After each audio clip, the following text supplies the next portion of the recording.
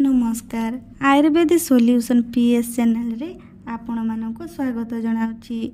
आजिकल झील और पुओ समस्ते चाहूँगी शरीर को बलिष्ठ और सुंदर करने। आज आसतु जानिबा घरोई उपचार द्वारा किपरि शरीर को बलिष्ठ और सुंदर करबा। ध्यान दे शुणु और लेखि रखंतु। अश्वगंधा चूर्ण आयुर्वेदिक दुकान रे सहजरे पाइबे। अधतला और गुआ घी 1 तला प्रतिदिन खाली पेटरे सकाळे खाइबे। देखिबे किछि दिन भितरे शरीर बलिष्ठ हेबाकु लागिबो।